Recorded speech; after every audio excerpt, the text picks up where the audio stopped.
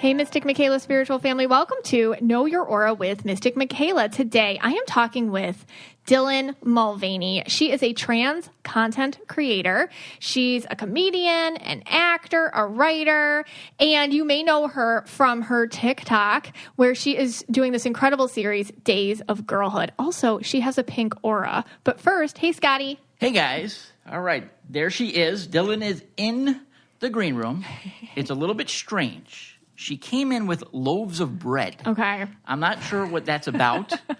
I see her. She has 2 loaves of bread, and she's just opened our window. She's opened the window in the green room. I don't know what's going on there. Okay, crazy. Yeah. Well, we'll have to figure out what happens there. All We'll right. see what happens. Yeah.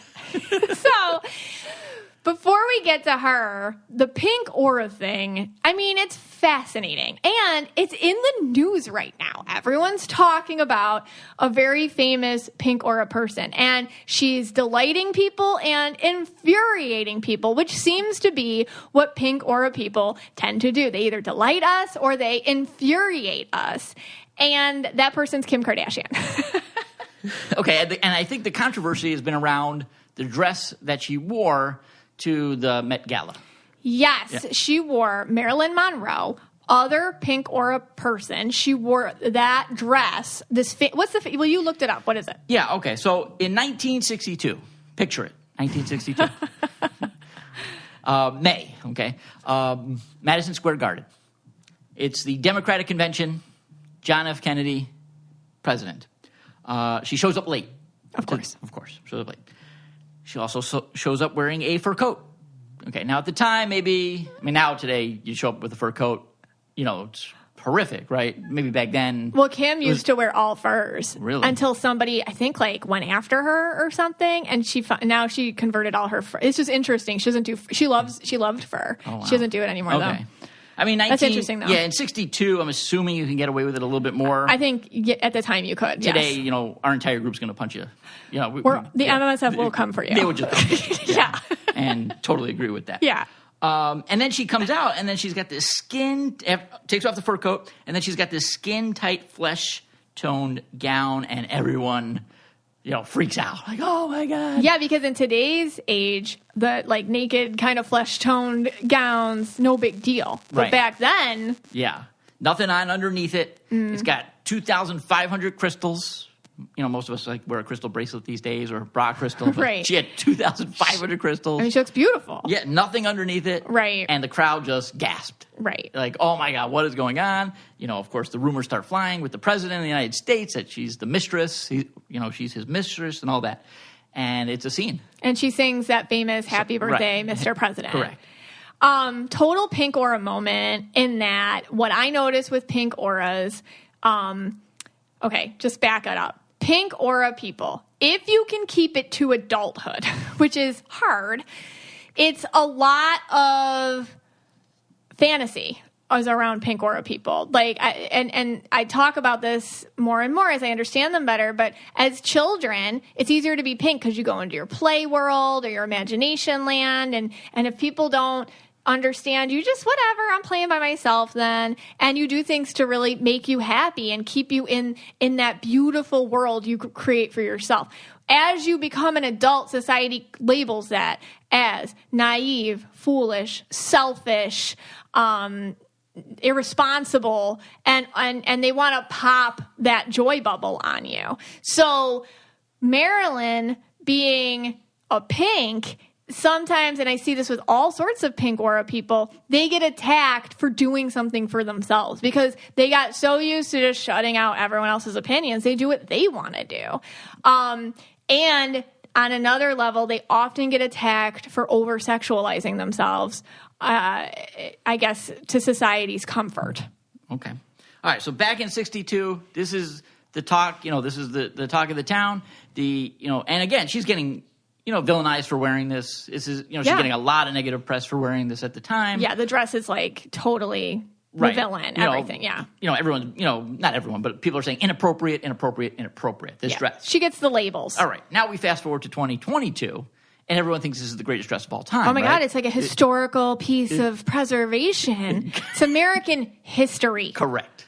All right. So then Kim Kardashian shows up to the Met Gala with this dress on. So Kim, another pink aura. So, and she even says she's channeling her inner Marilyn, which I thought was crazy because like they're both pink aura. She has to know it by now, by the way, that she has a pink aura.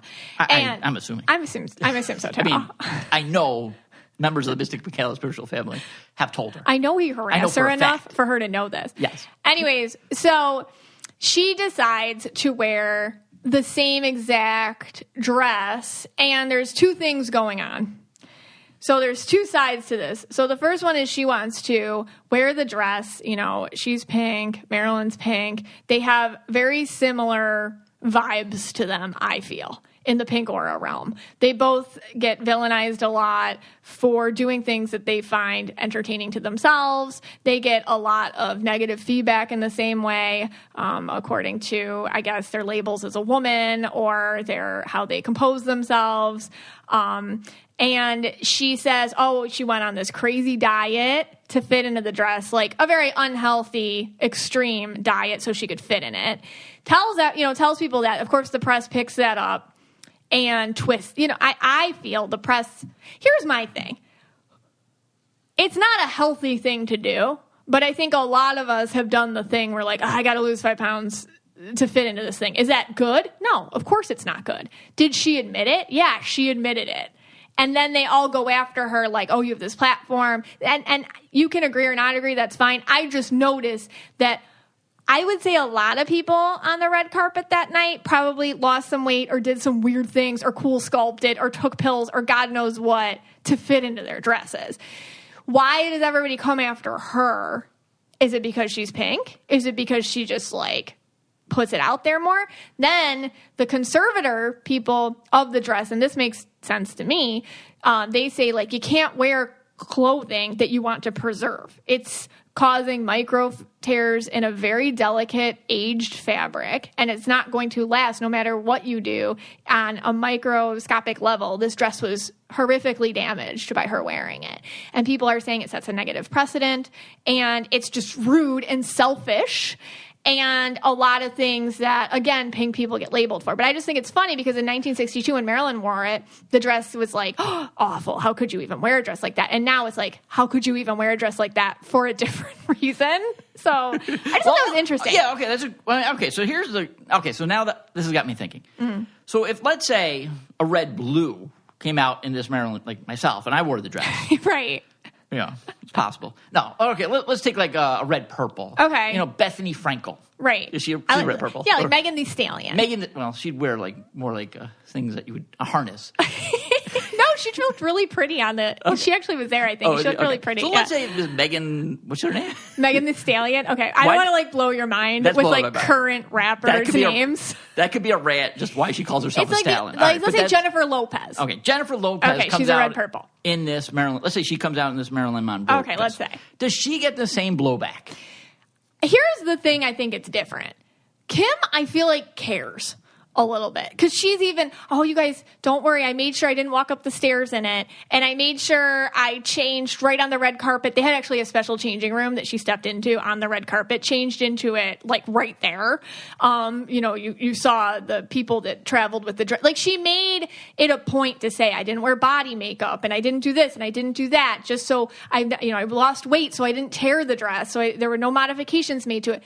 Because she's also trying to show people that she cares and understands that this dress is important, it almost like opens her up to more criticism. Whereas, let's say a red purple aura, not all of them, but let's say they like wore it. They're just like, yeah, screw you, I'm wearing it. Yeah, I got something to say. And you like, society intrinsically knows like they don't care. Like you could say anything to them. I don't care. Like they don't care. So I think it makes a difference if you can tell the person's listening and hears it. Kim, to me, as a pink, feels like she's used to getting, I guess, beat up by the public often. So she almost has a target on her, because like a pink target symbol on her because of it. Right. And so, yes, I think it would have been in some ways the same, but in some ways different. Just because how much can you write about somebody who doesn't care? Like, I think Kim actually does care. That makes sense. In a way, I think she does, but she also goes into her own pink self where she can kind of separate from it at the same time. Yeah. Well, that makes sense because, the time I wore Dorothy's ruby red slippers to the Kentucky Derby party, nobody cared. And, nobody even said anything. Right, because they were like, they knew it would fall upon deaf ears. Yeah. All right, whatever. I thought it was an interesting parallel. Yeah, it is an interesting parallel. Just whether, I'm not I personally would never wear it because I wouldn't want to hurt the dress. I'm more on that side of it. Right. I wouldn't want to ruin something just for my own fashion. But maybe in her mind, it was actually honoring somebody and bringing the vibe back to life for us. And it's all over the news and nobody talks about anybody more than her. That is true. I mean, it is uncanny. And I could go on a whole red rant here, but it's just not the time about why people care about that. I truly, that's okay. 20 more minutes and people, they want to hear from Dylan. All right, start throwing crystals at you when you start getting really stressed out. Okay, anyway. All right. So currently Dylan is in the green room. She is now... This is weird. Animals are starting to come up to our window. Oh, that's crazy. I don't know what's going on here, but we really do have to figure this out. All right, when we come back, we're going to do a refresher of genders and auras that I think we talked about in episode 115. But first, Stitch Fix.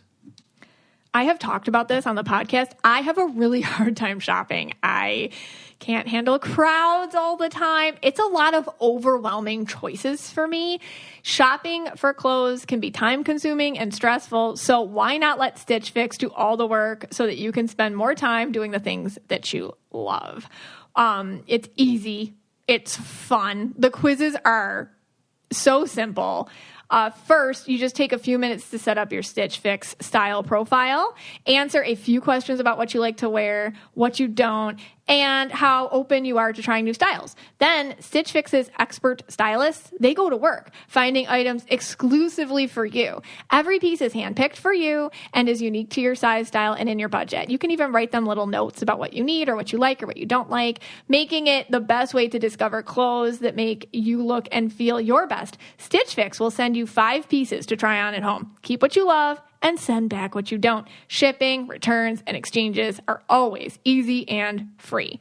Plus, there is no subscription required. Try once or set up automatic deliveries. There are no hidden fees ever. It's very straightforward. Sign up for Stitch Fix and get the season's latest pieces for women, men, and kids. Sign up today at stitchfix.com/KYA to get $20 off your first purchase. That's stitchfix.com/KYA to get $20 off your first purchase. Limited time offer. Purchase within 2 days of sign up. Hey, Scotty. Hey, guys. Okay, so this is getting really weird in the green room. We've had some really weird green room experiences. We have. This one might be one of the weirdest. Currently, there is a buffalo outside of our window, and Dylan, she's screaming. Take the bread. I don't know what this means, but she's screaming, take the bread. This is chaotic. This is getting chaotic. Well. All right. We need to give her a little more time to calm down. But before we get to her. Yeah, so I'll explain this when I talk to her, but finding her TikTok profile and being like, oh my gosh, she's pink. It was crazy because she's a trans person and she has a pink aura. And right there, it's how hard did you have to fight to just be who you are? So that's why I really wanted to have her on and she could talk about this. But just back to episode 115, talking about gender norms and the aura and how they relate. Our gender in our society is very, I guess it's societally formed. Just the way that I see it through spirit, it's very different than how it is in our own identities. Just having to participate in our own cultures and our own communities from birth. It's very much ingrained into boy or girl, boy or girl, boy or girl. And there's spectrums of each, what femininity or masculinity is. Just a spectrum. And I truly know just from in history and whatnot, roles change and things aren't, it's not a static situation what gender is. And so when I see people who are having more vocabulary about describing what gender is to them, it aligns just from what I see with auras, because sometimes, for example, having a pink aura if you have it at all, I only ever see it in women. Like, I very rarely see it in men because it's squashed out immediately in either gender. But just to see it in men, I mean, that would be a very difficult existence. So, and for example, like when we talked about yellow men on the gender episode, like your dad being yellow and stuff, it's hard for yellow men in our society because like that attention to detail or other yellow traits can be labeled as feminine, and they're not. They're just who you are. Or it can be tough for green women because, you know, maybe they really like science or math, or they're people who like to have a conversation. They're not into gossip and things like that traditionally, unfortunately, get assigned to more female roles, and then they have a harder time. So I just see how, and a lot of times, like with gender and auras, like I'll see things and not understand them till later, you know? Okay. So I'll see like, oh, why, especially early on when I was really exploring the auras and like really trying to ask myself, why do I see this? Or why do I see this? Or why do I see this? Like, why don't I see a lot of yellow guys? It took me a while to figure it out. Like, oh my gosh, like, cause society doesn't support that. So it's amazing how gender is something that it's a filter we all have to experience our own lives through, very much dictated by society. Right. Okay. So this is interesting. So like this obviously is you know, a gender change. Is that what we call it? You know. Mm-hmm. All right. So everyone's going through changes. Yeah. You know, we know me. I'm the GOAT of spiritual change. Yeah. Okay. You're like the Tom Brady of spiritual awakenings. Yes. Wayne Gretzky, Canada. And I have learned that we do now have a lot of Australian listeners. Yeah. And we even have a listener from Tasmania. I had to look it up and see what happens there. But that's all. We're getting way off topic. Okay, off topic. But, you know, and you're right. Society crushes that. It does. Like, because at the end of the day, let's say you were just transitioning from a job. You wanted to go from, let's say, being a teacher to a firefighter. Right. Or something. No one would say a word, right? No. You know, oh, okay, you know, you taught, and then all of a sudden you want to fight fires and help people that way. Yeah. No one would say a word to you. No. It's like, I guess, why? Is that just, it's respected? It's like a non-stigmatized journey, or it's like normalized in our society to have identity issues in some places, but not in gender. Okay. So is it weird for me to also think that changing from, let's say, a boy to a girl to a boy, whatever, is, I know it's not the same thing as doing the human body, but I view it like it's all right. They're on a journey of change. I would say it's not a big deal for me. Like it doesn't bother me. Of course, like I think because when you look at it from a fifth dimensional perspective, where we're all energy assigned in human bodies right now with biological features, like you can be like, okay.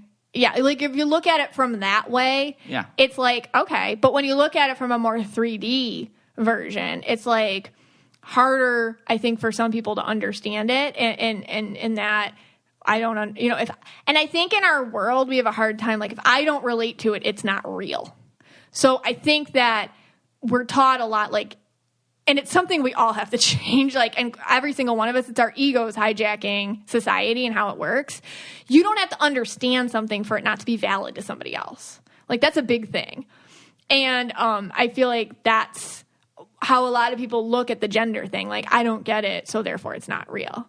Or it's not like it's a stigmatized journey in our society, whereas going from a firefighter to, you know, a teacher isn't. Right. Or, you know, and is it the same? On the 5D realm, it is the same. Right, that's what I was trying to get at. But in the 3D realm, it's not. Like, because I'm sure what Dylan has, I mean, I can't personally relate to what she's had to go through. Right. Or a lot of people, like, with race issues and equality and all sorts of things. I can't personally relate to it, but I know it's happening, and I know it's difficult for them. Right. So it's because our culture makes it so difficult. But I feel like in the spiritual fifth dimensional realm, it's all the same. It's a journey. Well, that's what I'm saying. Like, to me, and I know I'm not 5D or whatever. I'm working on it just like everyone else that's listening to the podcast. Of course. But I guess I'm at that point, though, where to me, okay, great. That's what you want to do.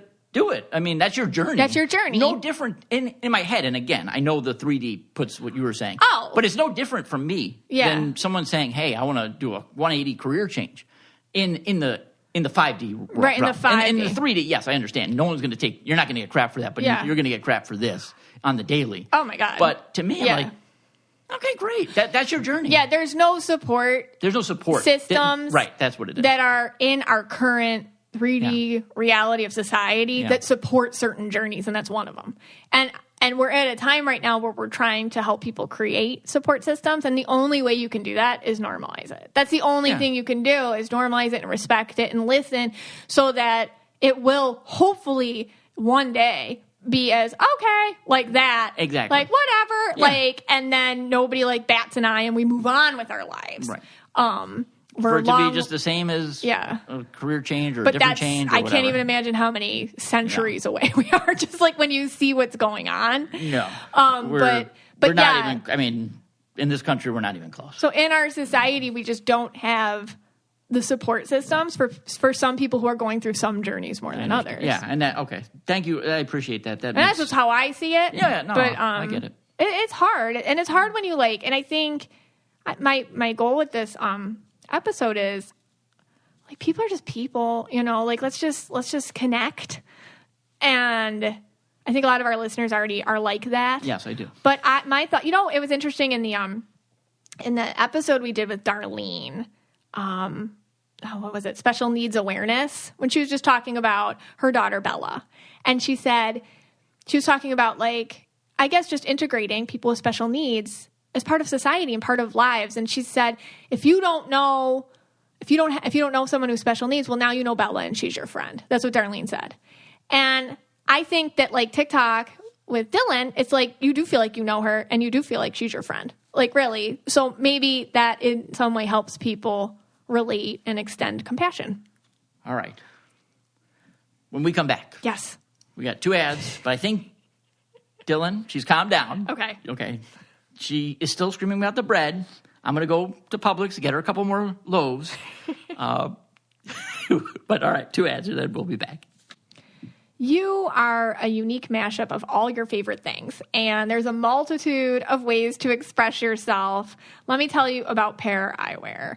I went online. It was so easy to choose a frame. I got to try them on virtually, and I have to tell you, they were so helpful to me because it's a very easy process to get your glasses, but you just email your prescription, like a picture of it. And of course, Purple Megan, what did I do? I emailed like my contacts prescription instead of my glasses prescription. A real person contacted me back and walked me through how to do it correctly. And they were so patient and so kind. And I have to tell you, they made it just the easiest experience, even when I'm the one that messed up. I have to tell you all that. Well, I totally have to recommend their services to you because Pair Eyewear's base frame and magnetic top frame combination makes it easy to switch up your style. Base frames start at just $60, including prescription lenses, and there's hundreds of top frame designs to match whatever base frame you choose. You can change your glasses like you change your clothes. You get started by choosing your base frame, which look cute by themselves, by the way, with options from the square to the cat eye. Every frame comes in 6 different colorways, including classic black to remixed blue turquoise. Then pick your top frames and build a collection to match your personality. They are a single company, creates an illusion of choice in the eyewear industry, and it keeps prices artificially high. Pair Eyewear has forged their own way and designs all their own looks in-house. See, they're just a fiercely individual company. You can get high-quality eyewear at a fraction of the price. For every pair purchased, Pair Eyewear provides glasses and vision care for children around the world. So get glasses as unique as you are. One pair, infinite style, starting at just $60. Go to paireyewear.com/KYA for 15% off your first purchase. That's 15% off at Pair, P-A-I-R, eyewear.com/KYA. It can be hard to see the light at the end of the tunnel when you have high interest debt, and sometimes it can even be harder to ask for help That's where Upstart comes in. Upstart powered personal loans can help you pay down high interest debt all online with simple and easy to understand payment terms. Upstart has helped over 1.8 million customers on their path to financial freedom, whether it's paying off credit cards, consolidating high interest debt, or funding personal expenses. Upstart can help you get one fixed monthly payment with a clear payoff date. Upstart knows you're more than just your credit score. So rather than looking at your credit score alone, Upstart's model considers other factors like your income, employment, and other information provided in your loan application to find you a smarter rate for your loan. You can check your rate in minutes for loans between $1,000 to $50,000 without impacting your credit score. You can even receive funds as fast as one business day after accepting your loan. Don't wait and check your rate today at upstart.com/KYA. That's upstart.com/KYA to check your rate today. Don't forget to use our URL to let them know we sent you. We truly appreciate that. Loan amounts will be determined based on your credit, income, and certain other information provided in your loan application. Go to upstart.com/KYA. And now let's talk to Dylan. Hey, Mystic Michaela Spiritual Family. I am here with Dylan Mulvaney. She is a trans content creator. She is huge on TikTok. She is a comedian and an actor, and she has this fabulous series, The Days of Girlhood, on TikTok, and she has a pink aura. Hey, Dylan, how are you? Hi, Michaela. I'm so excited to be here. So I have to tell you how this all played out. So one of my listeners sent me one of your videos on TikTok. She was like, you have to check this out. Is she pink? She's got to be pink. And I looked and I'm like, oh my gosh, she's pink. And just because I'm an aura nerd, like, and we'll get into it, I'm really fascinated with like auras and gender. And I never see, I mean, I see pink people every once, like pink adults every once in a while. I see a lot more pink kids, though. And pink is an aura color that's widely, when I do see it, more supported by society and females. So it's very interesting to see somebody, with, especially a trans person, with like a pink aura, because you had to fight to get that and be you. And I was like, I need to talk to her. And is a pink aura something that, so first of all, question for you, do auras change over time? Like, can there the possibility of changing from child to adult? Yeah. So when you sent me when I asked you, can you send me the pictures of you as a kid, we have to go through it because it's fascinating to me. Like, you as this little baby you sent me, this little cute kiddo, little Dylan. And when I look at you, this one is so cute. Like, when I look at you, the aura is different. And so it's different. And usually with kids, it's the more authentic. Like, that's you. That's what we all strive for. And it's interesting. You kind of did the Benjamin Button aura thing. So you're kind of getting more authentic as you get older, because society, just the way that it doesn't support certain aura colors and how it's like black or white, choose this, choose that. You know, I mean, that's what I wanted to talk to you about. Like, let's get into it, because your journey seems inspiring and relatable for a lot of us, I feel. Absolutely. So what was the color for, so that picture that you just held up was me, I think maybe 5 years old in my dance costume. So cute. So when I see you, little Dylan, what's interesting is, so you are pink and blue, like right now, you're very pink and blue. But in this picture, I see a lot of blue and yellow. So I'm going to guess you have a yellow mom. I'm going to explain all this. And there's a little pink. Now, pink and little boys, usually, like, the best way I like to describe it is like a Peter Pan vibe. And pink and little girls, the best way I like to describe it is like a princess vibe. So I just get this kind of vibe on you as a little kid where you're very blue. So blue auras tend to absorb the environment of everyone around them and then say to themselves, okay, what can I do to fit in? What can I do to make sure that I feel everybody feels successful around me? So I just get, even in this little child aura, if I was talking to your mom about you, for example, back then, I would say he feels very sensitive to me. This little boy feels very like little. How do you, may I ask that? Is it okay to call you Dylan as a little boy, or how do I refer to you? Because, and a lot of, this is actually a great question that I would love to address, because I think a lot of trans people often think of themselves, in their new genders, and they reflect back that they've been that gender the entire time.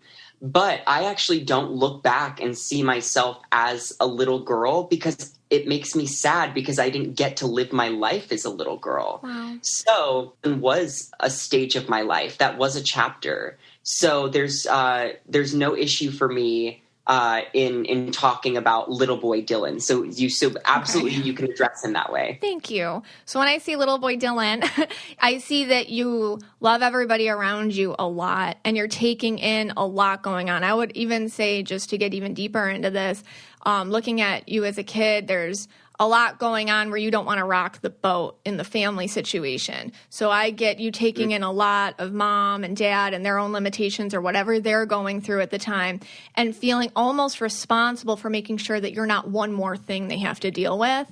Then you're absorbing this yellow. So I bet mom's yellow. Yellow people are like, and I bet mom's yellow blue, because yellow blue auras tend to be very helpful, sweet, kind of just like over the top, nurturing, very much like pleasers, like what's going on with everyone else all the time.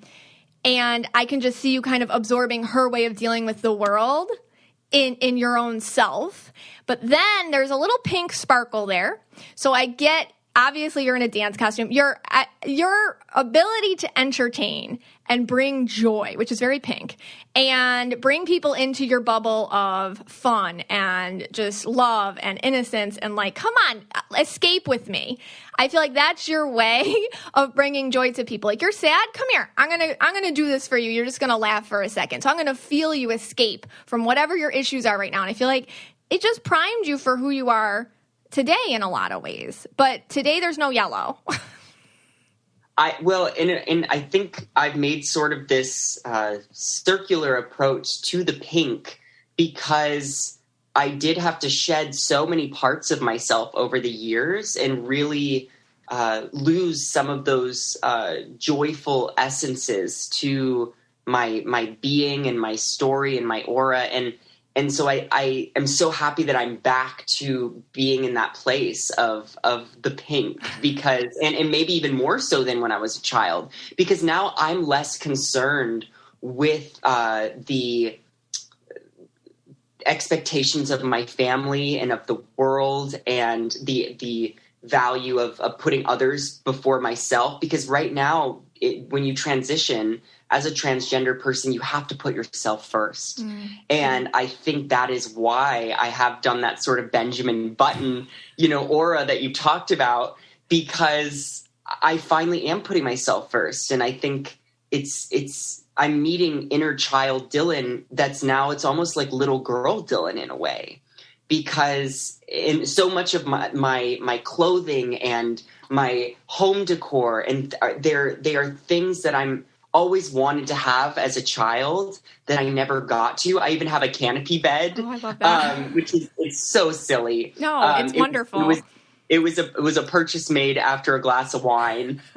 But looking back, I do think that is, my younger self letting me do these things. So it is, and it does make me a little sad to hear that I was so concerned with, pleasing, my family. And I grew up in a very conservative household. My family, my parents got divorced when I was 6. Okay. But what child doesn't want to please their family? There's such I think for any child, you look to them, and I still sometimes to my parents, they are my biggest critics that I look to get their opinions and their judgments of me. How have they, just an offside, like how have they supported you on your journey? Has that been positive? It's been a long journey because I've had to come out multiple times. First as a gay male, when I was 14. My mom read my text messages, and it went horribly. It was a bad, dark time in my life. And I didn't send you a picture of that time period, but that I consider it the dark times, because I lost so many parts of myself during that period. And then I came out as non-binary during the pandemic, because it was the first time that I got to actually explore my gender identity. And that time went a little bit better because I wasn't asking, I was telling them something. But the whole concept of non-binary is still so new to especially that older generation, that my family was sort of like, what, the they, them pronoun, what the hell is that? And now being a trans woman, it was sort of the last puzzle piece well, I don't want to say last, because gender can be so fluid, but it was a major puzzle piece in my story, because it felt like everything sort of clicked in. And it's been so exciting, because I think the world is now meeting me as a woman. I've now gone viral as a woman. And how interesting that the universe waited to introduce me to everyone until I was in this gender identity that really is me. And it honestly, like, I just got a little emotional, because I think I really do believe in there's a time and a place for everything. And it feels like it's finally my time, because this awakening kind of happened. So this last go, to answer your question, the last go of it has been excellent, because I think my family is seeing me take ownership over my identity versus trying to please them or trying to over-explain or be something that I'm not, because the life is just too short, period, to not live your authentic true self. And I'm sure that when you're reading someone, you can pick up on when people are not living their full truth. Yeah, I mean, and what you said was, as soon as you stepped into who you authentically are, and as soon as you kind of took a step onto that path, you went viral, things start opening up for you, doors. And I see that all the time with people. All the time. Like, your journey is a lot, just gender, probably like a lot of other stuff too. But in our society, like, they take gender and it's such like a thing, and they try to take it apart from other, I guess, identities that we all have to go through in life. It's such a stigmatized journey that you're on. And there's other journeys that are very similar to yours, just aren't as stigmatized. And so you're dealing with, like, what we're all dealing with, plus just random anger and people thinking, how do you deal with that? Just people thinking you're taking something away from them or something? Like, what is that? Yeah, I think that people are intimidated by vulnerability. I think that what we're seeing happen in social media specifically, I've seen this trend now where people are becoming exhausted by the filters and the over production of content, and they want vulnerable, they want raw, they want real people. Because I think what we've seen is that we've looked to celebrities for so long on so many things, telling us what to wear, what to do. And now what TikTok has done, even differently than Instagram, is shown us humans that we can relate to on really minute, finely grained topics that are just humans, that are just, they aren't necessarily celebrities. I've found some incredible people during the pandemic through social media that I now get to call friends because of these apps. And that, to me, is social media for good. And that is the good side of it. I think there's also an extreme darkness there, but I think that those people that are judgmental and are, sort of scared of what the future looks like, it's because they're watching someone live their true self and that they have a platform to do so, and they maybe don't. And it scares them. It scares them, because that's not how we have been programmed as a society, especially in America, to live by. And what I find most interesting is I call them the pick and choosers. They decide, something's okay, but not on the other thing. So while I was non-binary, there were humans that were accepting of trans women and men, but they couldn't wrap their heads around non-binary. They refuse. Or the people that can accept gay people, but they can't accept trans people. And there's all these sort of, where do we, it's like, okay, how did you go into a grab bag and decide, the handful of things that you are okay with? So when you talk about your Days of Girlhood series, which is what is just so fascinating, and I feel like people are definitely connecting to it 100%. What you talk about is how, and you talked about this earlier, you didn't get to experience girlhood as a little girl. So you get to kind of go through, I love how patient you are with yourself. And I love how you take time to process and explain it and articulate it. And it's one of the reasons why I feel like, I connect to it, and my daughter does too, because it's stuff she's going through and stuff I'm going through again through her. So it's just a nice, like an older voice, an adult voice talking about something so true and so nuanced and so exactly what we're dealing with now. And also your style and just your overall taste. Not only is it pink aura, and by the way, I don't think it'll ever completely go away. I feel like you'll always be a little extra.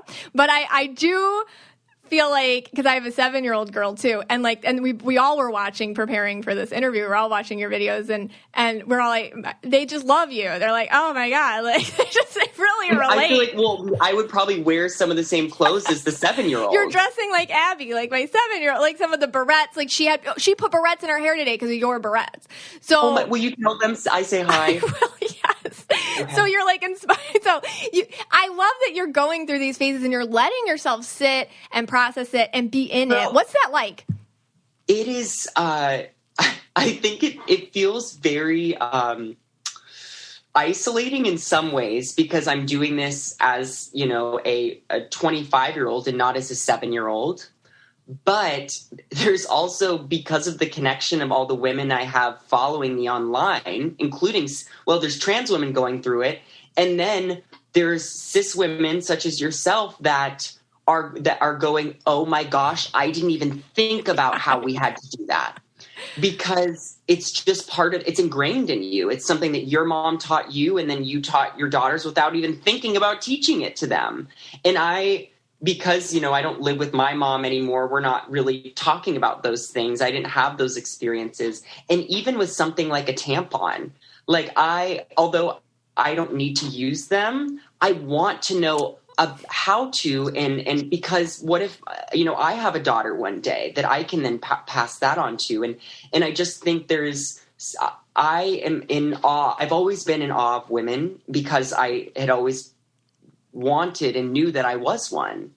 And now I think it would be a disservice to not learn everything that I can about womanhood and girlhood, because it's just going to help me tell my story better, help me explain the trans experience better, and find connections. Because I think what happens in between sort of the cis and trans community is there's a little bit of a disconnect in, I don't know how your brain works. I don't know how you feel those things.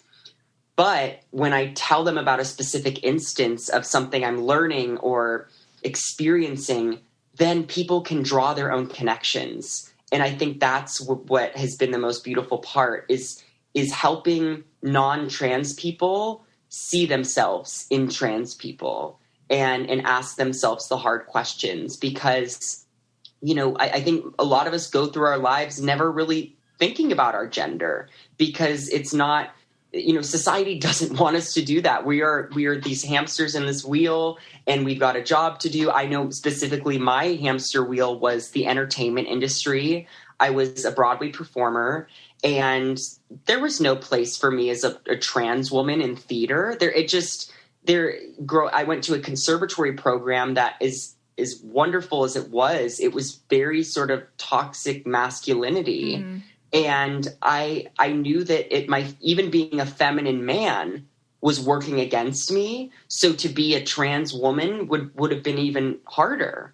So I it wasn't until the pandemic when my Broadway musical that I was in shut down and I had no work and I was sitting in my dad's home, like, never thought I'd be back there again.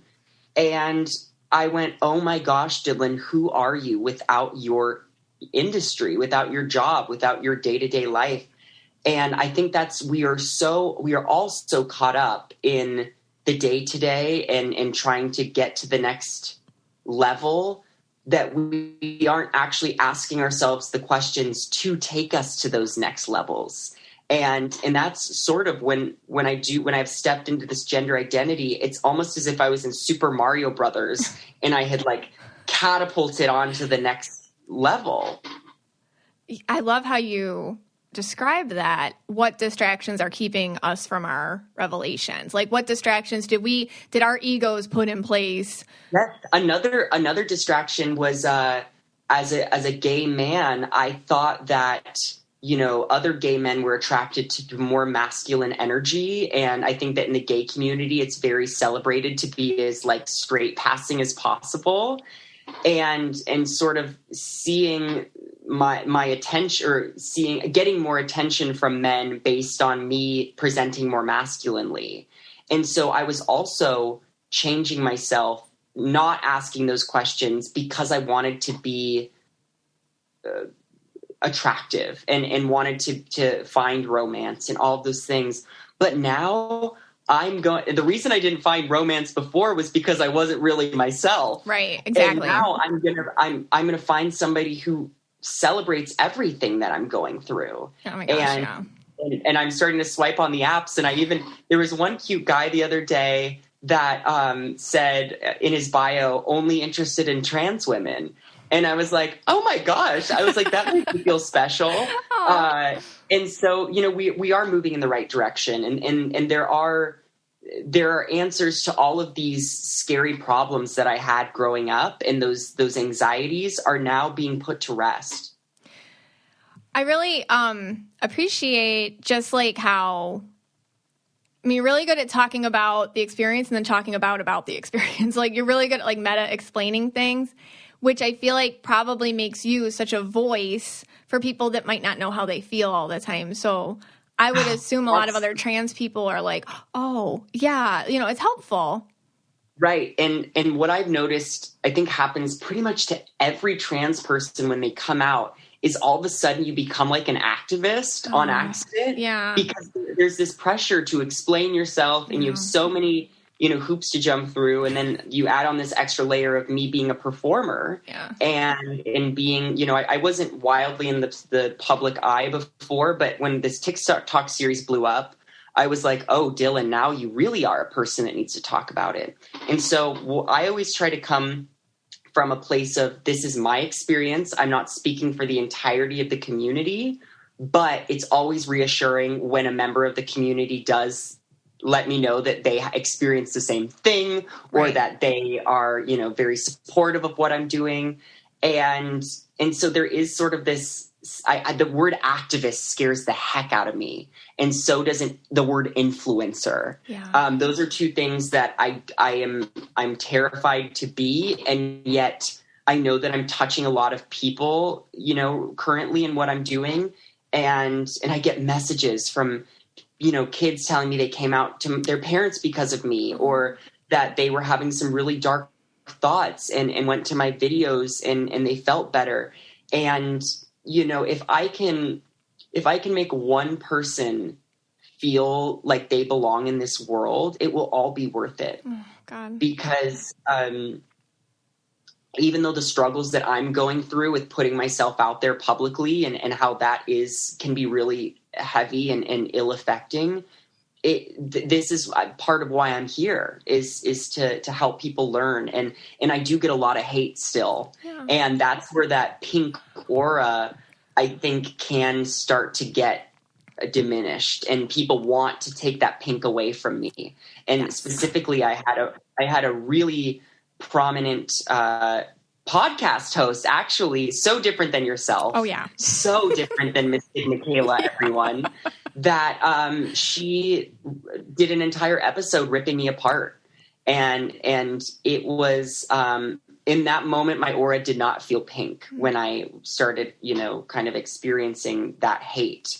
God, but that makes me get all like mama bear. Like I get really like I'm getting a mama bear. Like it's coming out. It's like my rage. Well, and I had to tell people, my followers too, because there's this sort of like running TikTok joke that's like, we need to protect this girl at all costs. Right. And I told them, I said, everyone, those people, those haters, they love when you confront them. They love the fights. They love the attention. And it's so much better well served with us just letting them be, because they clearly are not in the headspace right now to accept me or to understand. So let's patiently wait, because nothing we are going to say or do in those comments is going to serve. Actually, what it's going to do is give me more hate. Yeah. So, and a lot of people have been very respectful of that. But I think how funny that something like a podcast, which so many people do have, but you are using it in such a beautiful, positive way to help. And you've got these gifts that you're choosing to share with the world. And then somebody can use the same exact platform type to do some really negative, evil things. And that's where I've had to sort of step in and be like, Dylan, do not let these people come into your energy field. Do not that is what they want, to take that pink away. Yeah. That is their goal, because they don't believe that a male assigned at birth should even have the pink to begin with, let alone as an adult. You get it. Yeah. And even pink, like cisgender women, right? Like who are pink, they themselves always get attacked too, because there's like two levels. Of one is with pink auras, like Marilyn Monroe. I'm just trying to pick a couple, like Britney Spears. Like sometimes they're just a little bit like innocent, or they get called naive, or they get told that they're and they usually get very attacked on their sexuality. So if they use anything, their appearance, or they low cut or something, they're only respected if they're kept as like birds in gilded cages or something. So the second these women, the pink women that I see, usually start like speaking out or have an opinion, everyone's like, who are you? Don't sit. So then you being a trans woman and pink aura, it's like, whoa, like that's a challenge. But the good thing about pink is that you have a bubble around you, which if you keep it up, which sounds like you're doing, and it looks like you're doing, you can step in it. And that seems like the place where you like to work from and create from and reach people from and light work from. It's amazing that you can do light working, which is like when you take something that you've learned and then pass it on positively. It's amazing you're doing that on social media, because that's what you're doing. Like you're light working to people and taking all those hardships and all that stuff and the hate and anything that you went through, and you're just channeling it to so many more people, so that, like you said, they can feel not alone and not dark. And funny enough, I actually been doing stand-up comedy this past year, and I, for maybe 40 or 50 people in an audience. And then now I post a video and it's 4 or 5 million people watching it. And that's a lot. And it's just wild to think that energy still can come between a screen. My favorite, I will always prefer in-human interaction. I always prefer a phone call over a text message, or a dinner versus a FaceTime. But I think that we have to accept in some part of us that social media is what we have to work with right now. Even the fact that me and you are like across the country from each other, and yet we're having this beautiful, energetic exchange. So there is good in everything as well as bad. And I want to come back really quick to what you were talking about with the sexuality of pink auras and how people critique pink auraed women. I have had to be really careful about, I try not to curse in my videos, but I especially also, I'm having trouble with, I posted in a bikini and it got a little bit of hate, because then all of a sudden I became this like sexualized person. But my question is, especially people like that podcaster was like, we don't need to be seeing that. But but what about a cis woman in a bikini? Like, that's what we see every day online and on Instagram and all of these places. So what's different about me wearing one? Right. And that is what I think is going to be the toughest task for me specifically in growing and in becoming this woman is allowing myself to feel sexy and talk about things that, because right now I feel like my content is for everyone and trying to be as inclusive as possible. I feel like I have a very young energy. But when it comes time to, be a woman and talk about sex or wear that hot little outfit, that's where I get scared of the ridicule, because I know how people can fetishize trans women. Mm-hmm. I know that they can, put these labels onto them. And so I try to be very strategic in the fact that I want to appeal to as many people as possible so that the trans experience can be translated to others. But hopefully I will allow myself to also not get stuck there for forever. Whereas, we see Britney Spears now on her Instagram that you just said the name Britney. Yeah. Now, and she's like probably my favorite person to follow on Instagram. Right. It's so all over the place. I'm such a big fan of hers. But, and what's interesting is I actually went to her concert while she was in the conservatorship, and I didn't know how terrible it was to do so. None of us did. Yeah. We didn't know. And you could, energetically, there was something off. You felt it. Oh, it gives me chills.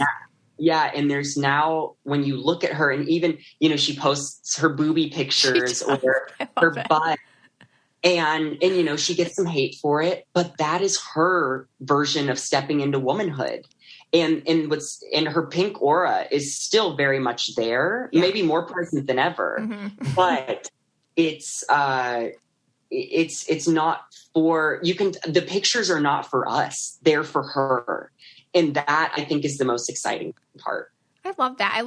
And it's okay that you're scared, because you're doing this whole girlhood thing and you're going to have to go into tweenhood and then teenhood. You're going to have to go. Yeah. So we're all with you because, I feel like a lot of, we're all with you. That's and the funniest part, I had gone viral 2 times before this whole series. But what happens normally is you have a viral video and then the next day you wake up and it's all over. Which the people aren't there anymore. It's just kind of. And that's what I kept waiting for people to leave, for people to not be interested, but they just kept staying. Oh, yeah. And I realized, I go, oh my gosh, Dylan, these people might be with you on day 1000 of girlhood. And, this is a lifelong relationship that I'm creating with these humans. And my greatest hope, because I don't want to be an influencer necessarily. My dream is to sort of be like the trans Reese Witherspoon meets Ellen DeGeneres. That sounds amazing. But I want all my followers to know that they are the ones that help me do it. Because of them, all of the goodness is happening in my life. All of my dreams are starting to come true. And that is there is a celebration in the fact and a gratefulness to them, because what they are doing is they have created a place in the industry for a trans woman to thrive. Yeah. And they are showing these people that have said no to me for years, in the industry. The industry now doesn't have a choice, because they're like, oh my gosh, all these people love trans people. We need to make a movie about a trans person. Yeah. We need to give a trans person a talk show. And that is, I think, what I hope people know, that when they are interacting with diverse content and when they're hyping up these, diverse creators, that is what they're doing, is they're changing society and entertainment. They're normalizing it's normal already. It's just the problem is our society for so long, it doesn't have foundational supports for different. So, right. And so you growing up the way that you did, you probably didn't even know an alternative. It was just this or that, and everyone around you didn't know. And think about, I think the majority of us learn. I consumed so much television growing up. I think that so much of what I learned about myself was through characters on TV. And I think, did you ever watch the show Glee? Oh, yeah. So Kurt, the Kurt Hummel, which Kurt. was the I loved him. feminine gay character on the show, I felt so connected to him because I had never seen anyone like that on TV. Yeah. And that was like, I remember it was life-changing for me. And so I hope that I can be a Kurt Hummel for someone else. And it's just, God, it makes me emotional thinking about being so alone as a child and being, you know, in this conservative house that it was heavy a lot of the times. And I was such a light person. And then I was this little person with this weight on my shoulders.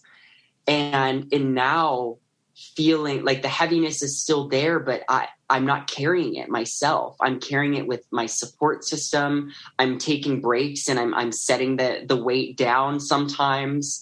And I do try to find the positive in everything. Especially in all, you know, there's so many anti-trans bills happening right now. Yeah. And there's so many, you know, in this, and in the access to, you know, healthcare for women and treatments. And that this week has been really heavy too. And so I think I always try to come at things at a place of positivity because there is so much darkness.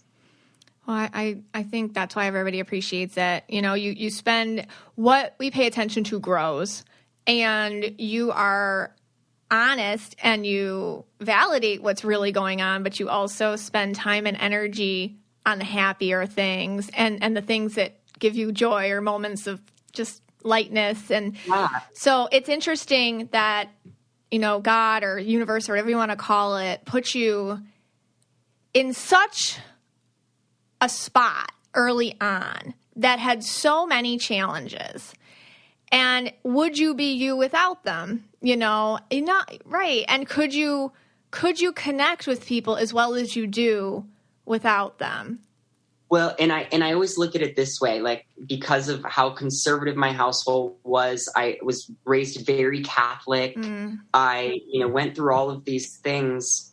And I found my person. I found my identity, even though I went through all of that.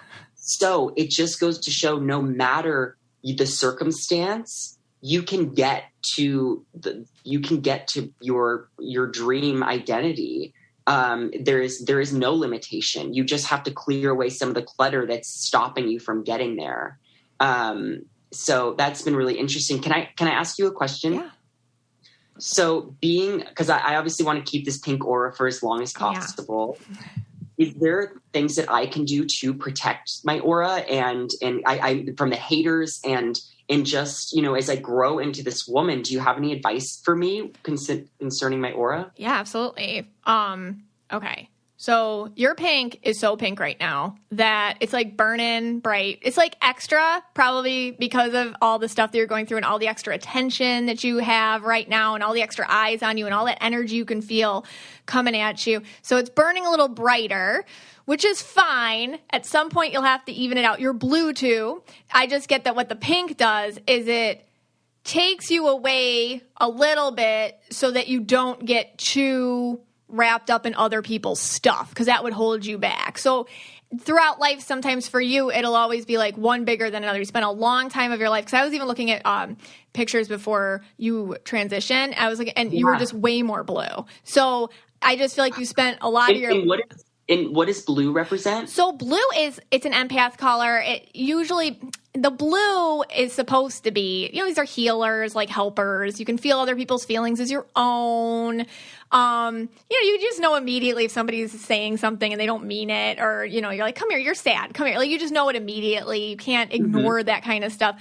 But when it's too much blue, what happens is your ego can hijack it, and like, you're responsible for everyone's happiness, and and if anything happens, it's Dylan's fault. Like, you have to be exactly what they expect. Otherwise, you're going to screw it all up. So I feel like you were living that way for a long time. I lived for other people. Yeah. And now And maybe you even like, well, I came out as gay. That should be enough. I should, that's enough. What more do I need? Come on. And it was itching at you still. So anyways, so now you're super pink. So I feel like this is your spiritual just awakening. You've had like your download. It's all coming together. I feel like joy, and I think you already do this because this is how you keep that pink going. At the end of the day, did you have fun? And taking it to that level, like at the end of the day, did I have fun? Because it's normal. We're in our lives where we're like, okay, got to pay bills or even with content creating, like, did I do enough today or like whatever, right? Oh, word on that. Because I am now so busy. I mean, before I blew up, my life was, pretty simple. I had one email coming in a day, if that. I laid in bed a lot. And now I'm going from 8 a.m. till 3 a.m. Oh my God, Dylan, that's not good. No, it's not healthy. And I think what I'm missing, part of it is like I'm giving so much away right now that I have to fill myself back up because otherwise I'll have nothing left to give. Yeah. And people take. And when you're pink, they take more. So well, and I make a video every day, and sometimes it'll get towards the end of the day, and somebody will be like, "Where's today's video? Where is it? I'm waiting."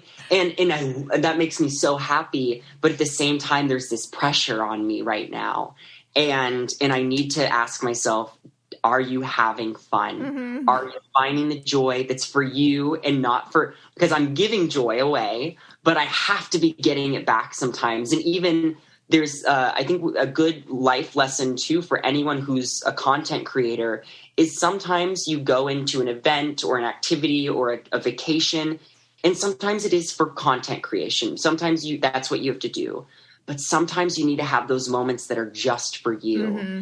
Because I went to this Bridgerton experience. And I got picked as the diamond of the season. I was so vicariously living through you. It was so good.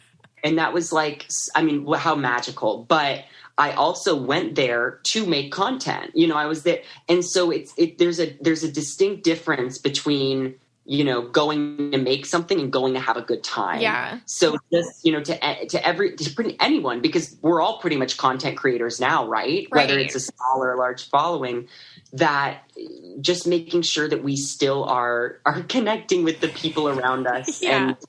And just trying to keep that going, because gosh, it's exhausting. Yeah, because sometimes you don't even want to think, you just want to like be or like whatever. You made the best TikTok. It was like you get your oil change just to go get a pretzel at the mall, and I was like, oh my God, that's so pink. Like, you're like, why would I, this is like, you took a mundane moment and made it fun. And I'm sure you do that all the time, and you've been told by all your friends and family, like, how do you even do that? How do you even like have fun so it is you.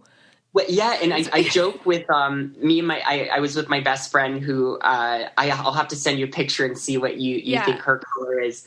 But me and her, we could be locked in a broom closet in a Timbuktu, and we would be giggling. Like, it's just, that is how my life is when I'm laughing and when I'm having a good time. There should be joy in an oil change. Yeah.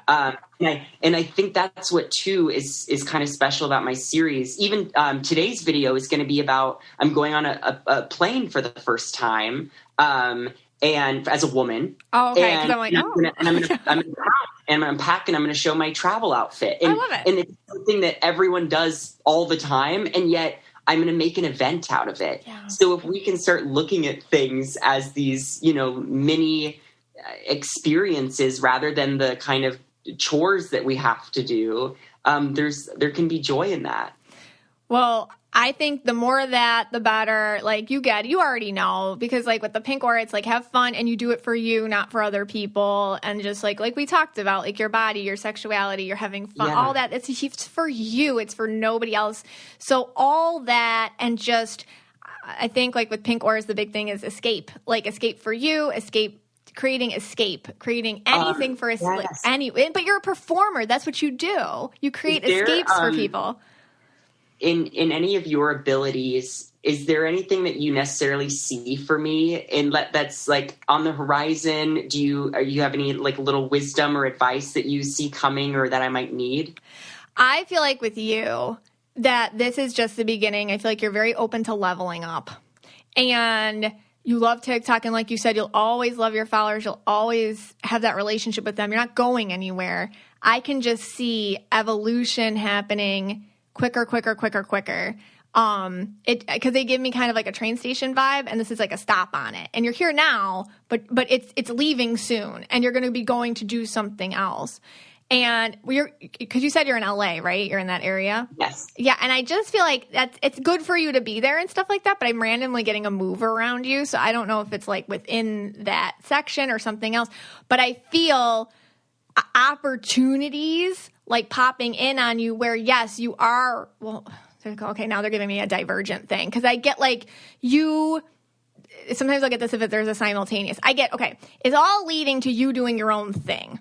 I don't know if this is like a digital series because I get you like interviewing people and stuff.